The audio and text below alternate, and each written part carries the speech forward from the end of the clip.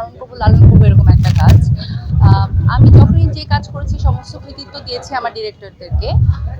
ওইটা উজ্জ্বল ভাইয়ের কৃতিত্ব, এত সুন্দর একটা কাজ উনি করিয়েছেন।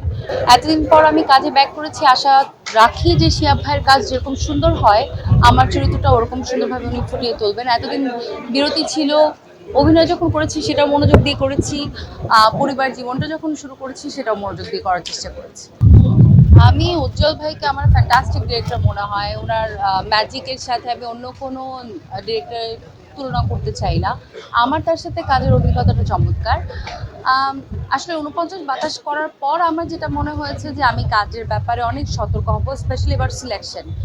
ডিরেক্টর যদি ভালো হয়, যেমন শিহাব শাহিন, উনি যখন আমাকে কল করে বললেন একটা কাজ দিয়ে তুমি কাম ব্যাক করতে পারো, আমি না ওনাকে চরিত্র জিজ্ঞেসও করিনি। আমার মনে হচ্ছে উনি বলেছেন তো আমি কাজটা করব।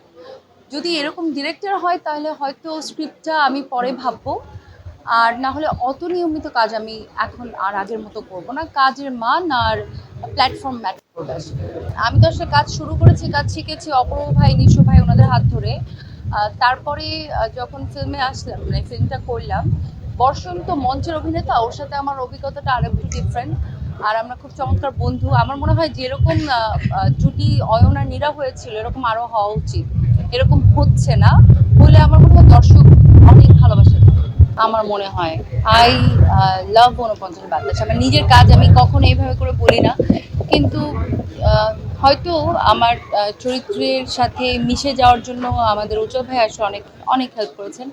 শুরুতে আমরা রিহার্সেল যখন করতাম সেখান থেকে একেবারে সিনেমা শেষ অবধি আমার ওই অভিজ্ঞতা, আর এই ফিল্মটা যখন ভিজুয়ালি আমি দেখেছি, এরকম আর একটা পরবর্তী করতে পারবো কিনা জানি না। করতে পারলে ভালো লাগবে আসলে। আমি প্ল্যাটফর্মে কাজ করব। এখন তো ওয়েব প্ল্যাটফর্মগুলোতে আসলে ওয়াইড রেঞ্জ অফ ক্যারেক্টার্স আর গল্পের গভীরতা থাকে।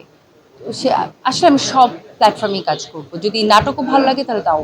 না, না, আমি তো আসলে যখন কাজটা ছেড়েছি তখন তো, হ্যাঁ, আমি যখন কাজটা ছেড়েছি বলবো না, মানে আমি যখন বিরতি নিয়েছি তখন আমার মনে হয় আমি ক্যারিয়ার পিকে ছিলাম। ওই সময় কেউ আসলে কাজ থেকে বিরতি নেয় না। তো আমার মনে হয় আপনি যদি অভিনয়টা ভালোবাসেন আর আপনার যদি, এখানে তো ভাগ্য ম্যাটার করে।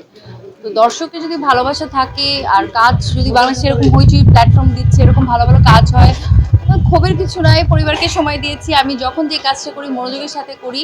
অভিনয়টা মনোযোগের সাথে করেছি, বিয়ে করেছি, সেখানে মনোযোগ দিয়েছি। এখন আমার মনে হয় আমি কাজটা শুরু করতে পারি। অভিনয় মিস করি, কাজে ব্যাক করতে চাই এই। আমি একটু ওয়েট আমার অনেক গেইন করেছিল আফটার মাই প্রেগনেন্সি। তো আমি সেখান থেকে একেবারেই আমার আগের জায়গায় ফিট হয়ে তারপর কাজে কমপ্লিটলি ব্যাক করতে চাইছি।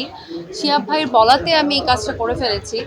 আর আমার প্ল্যান আছে আরেকটু ট্রিম হয়ে একেবারে আগে যেরকম ছিলাম সেরকম হয়ে কাজে ব্যাক করা।